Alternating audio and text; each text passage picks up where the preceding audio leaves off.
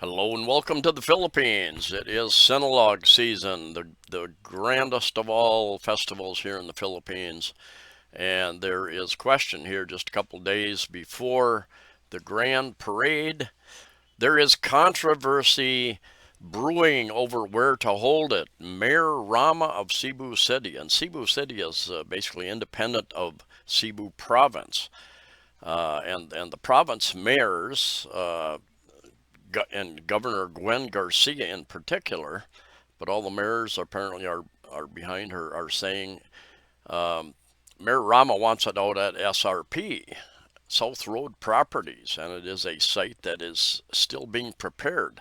One of the problems with preparing it is that it's raining daily. It's relatively cool, and anyway, let's get into this article. This article is in the Sun Star paper, and Gwen is saying that 10 contingents to pull out if Rama continues Sinulog at SRP. And let's get down here, January 12th. I'm reporting this January 13th. Cebu Governor Gwendolyn Garcia has decided to pull out all the 9 contingents of Cebu province from the Sinulog Grand Parade and Ritual Showdown on Sunday, January 15th, if Cebu City Mayor Michael Rama insists on holding the event at South Road Properties. And this debate has been going on for a while, in fact. The route that was always used was up in the Cebu City Sports Complex, which isn't very far from me, Osmeña Boulevard, and the big parade that comes down from, I think, Mandawi City into Cebu City, and eventually goes into the Cebu City Sports Arena for where they are judged. Anyway, the governor also said that Lapu-Lapu City Mayor Junard Ahong Chan informed her that his contingent will also not be participating in the competition if the same conditions are not met. She said all the mayors of the province are one in supporting this call. I will take it upon myself to make the hard decision in order to protect the constituents of the province of Cebu, because above all it is the health and safety of all of our constituents that I must prioritize, she said. After I go through the rest of this article, I'm going to give a little bit of insight. I've always been interested in logistics, been part of my jobs over the many years. How do you get things done? How do you get them done on time? How do you get people into and out of areas when you have events? Anyway, the governor said the governor said she has contacted Rama regarding the situation of some constituents struggling to practice at the SRP, South Road Properties, due to the thick mud and the asphalt that is still being laid on site. They're also, and just interject, they're also building a bleacher section there. And I know that I've seen some trucks hauling out porta potties, and so anyway, let's get into it. I'm not going to read this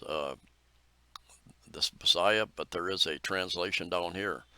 There is no heat. How can that asphalt harden? The children took shelter in their own props. It's raining, and they have no shelter to go to. And it has been raining. Never seen anywhere in my many years. We've had like three months of cloudy skies and rain in the evening or during the day. Never seen so many days on end where it's cloudy like this. I don't see any miracle happening. In fact, I find it presumptuous of us to be praying for a miracle because we want to insist on the SRP, South Road Properties, when we have a viable alternative, Garcia said, and the alternative being what we've always used in the past. Garcia is referring to the Cebu Sports Center, where the Ritual Showdown is annually held. Even if the sun shines, the situation will not be remedied. As of 9 p.m. Thursday, Garcia has yet to receive word from Rama. She said she is hoping to get feedback soon so that she can give proper directions to her mayors. Garcia said all the contingent's efforts will not be put to waste if ever the province will back out, as she assured them that they will still compete during the 50th Sinulog Sa Carmen the following Sunday. Ram has yet to give a statement on the matter. Now, this question has been up in the air for at least a week with different discussions and commentary. My thoughts. I think the Cebu City Sports Stadium can hold 20,000 people. I think the bleachers they're building down there can hold 6,000 people. The logistics, and I don't know the details. I think this constant rain that we have, a number of periods of heavy rain each day and each evening, have delayed this project at SRP. So that becomes an issue. Another issue, and I've read a couple articles saying that there will be tens of thousands of people, if not hundreds of thousands of people, probably hundreds of thousands, because usually I think there's a couple million people that usually come and watch these events, and they line the streets. They line the streets of Mandaue and Cebu City for several kilometers, and that is the past. So if you have hundreds of thousands of people, and the articles I read said we have enough buses, we have 20 buses, 20 city buses, and we have that are going to start at I think 6 a.m. or something like that, and run all day, and all the different bus companies are going to put their buses into service as well and run up and down those roads. But we're talking hundreds of thousands of people, millions of people perhaps. You're talking about many people trying to drive and find parking down in that area as well. And you've got SM Seaside Mall down there with a certain amount of parking. You've got Il Corso, which has a little bit of parking, but I've observed that even the parking on a weekend down at Il Corso, little shopping area and food area, fills up very rapidly on weekends. So the addition of tens of thousands of more vehicles just ain't going to work. Will it be allowed to park on the street, on the highway?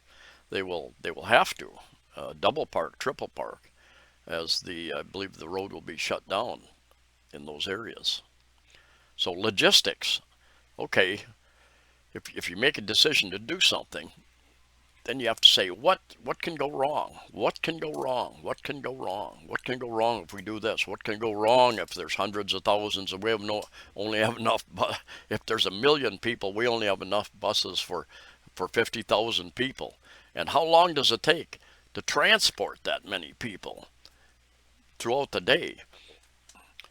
What will happen as this crowd gathers? And I think the buses are going to try to stage. There just isn't going to be enough room. It's my opinion. This is my opinion.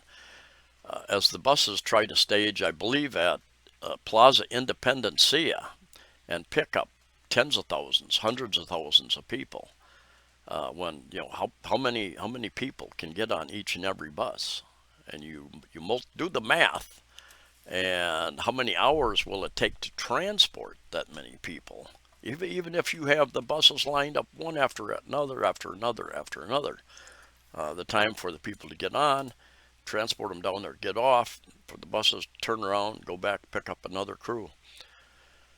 You can do the math, but without knowing the numbers that are going to be involved, you're starting with the guessing games, but you're definitely talking hundreds of thousands of people, perhaps millions of people that you're going to have to transport. I myself may decide to walk down there, and I think that's my plan. I don't want to stand in line for hours waiting for a bus. I could walk it, I think, in less than 2 hours. And there's a very good chance now that the venue, the parade, may end up back where it has in past years, back here in Cebu City, Mandaue City. So Stay tuned. We will find out in the coming day. Today is Friday, the 13th. Tomorrow, the 15th, we have the large procession, and then Sunday is the large parade. So we're only 2 days away. Little time to be planning and changing logistics. Pit Senior, we'll see you next time. I've got a number of videos I'll be putting up very soon. Some 360-degree videos that I've taken in the last couple of days, and I'll be doing more 360 videos of the procession, where I don't know, hundreds of thousands of people or millions of people get involved, walking walking a certain route down to the church. There's also the planned fluvial procession, which is planned out on the Mactan Strait, the water between Mactan Island and Cebu Island. See you next time.